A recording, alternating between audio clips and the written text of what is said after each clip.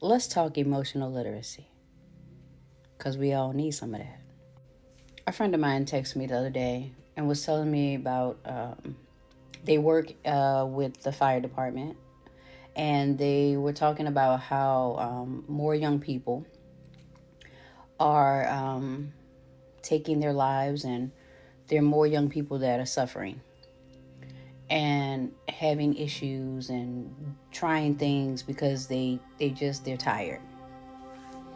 And as he was talking about the situation, Spirit was reminding me of how children will go through different emotional processes, or stages in their lives where there is an awakening that happens within them when they start realizing that what they learned when they were younger is now they're seeing that it is said but not practiced.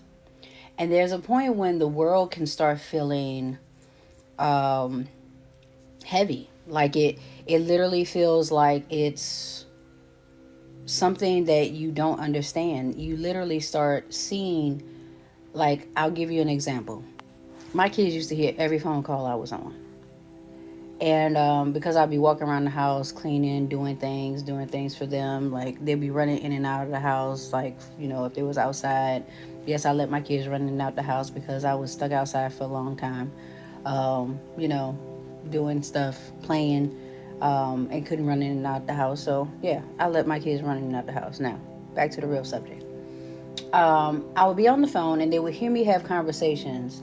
And from the conversations that I would have, there was times when how I said things on the phone was not how I had said them when I was initially angry.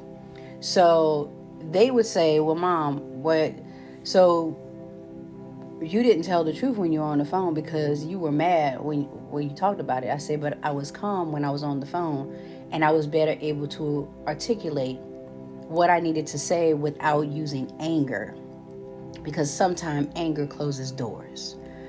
And the reason that was important is because in our society, anger, sadness, sorrow does not get the it's not allowed. See, nobody wants to feed off your anger.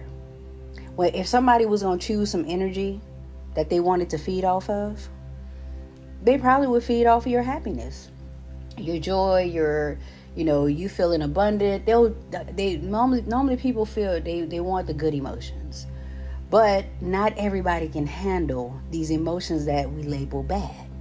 And so we are then limited in how we're able to express them. But limitation is abandonment. Limiting how somebody can express their emotions is abandoning the integrity of that emotion, as though it's not important. When in actuality, the emotion that you don't express or don't practice becomes chaos and explosive. It becomes very explosive. And then you're normally the person that ends up being made to feel bad because you went too far, or you didn't have to do it that way, but you did. You had to do it that way because you didn't know no other way to do it. When babies learn to walk, they start off fumbling, and like everything is like, wow, their hands is all over the place. They're just all over the place, right? When you haven't practiced an emotion or been given a safe space to practice that emotion, or been with people who were emotionally available to receive you practicing that emotion and expressing that emotion, it comes out messy. When you first learn to paint or draw, it comes out messy. It is a human thing for your emotions to come out messy, sometimes explosive, sometimes all over the place and chaotic because they have not been practiced or expressed.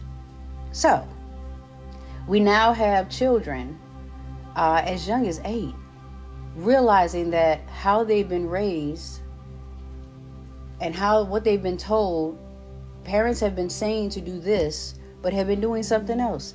Don't drink, but the parents drink. Don't smoke, but the parents smoke. Parents who have issues with their weight will limit their kids to what it is that they can eat instead of regulating what they're eating. And so these fears that we have that are keeping, that we don't address, that we don't work through within ourselves, we then pass it down throughout the bloodline, not just by practice, by birth and by practice. Because as a parent, the emotions that you don't address, the emotions that you don't or haven't well practiced, you're going to teach your kids to do that same thing. They're not going to know how to say, I feel like you disrespected me. I need you to leave me alone, and be stern about it, instead of yelling at the top of their lungs and lashing out at somebody. This emotional calibration is not taught in school. It is taught at home, and the school system understands that they don't have to teach your children how to do it. You may get a teacher that loves kids, that wants them to be the best that they can be, that may teach them. But it's a roll of the dice.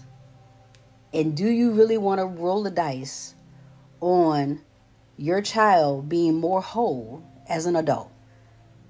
Or do you want to then take on, like, okay, let's say you go get them counseling.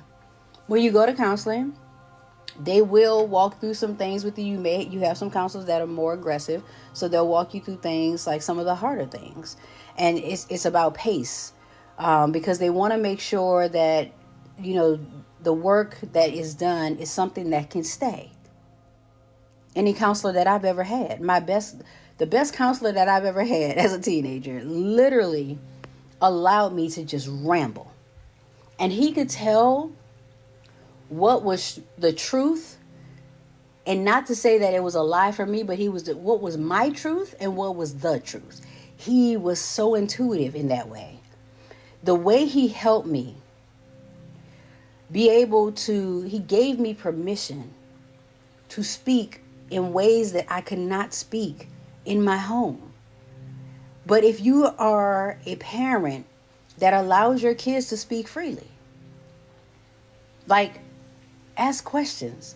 I wanted my kids to ask me questions because I wasn't allowed to ask questions. Or I was only allowed to ask questions that would not create anarchy in the house when I was younger. Now I ask all questions because I can handle whatever anarchy comes. I can handle whatever emotions. I can handle any questions that are asked of me. I am better at it because I'm more practiced at it.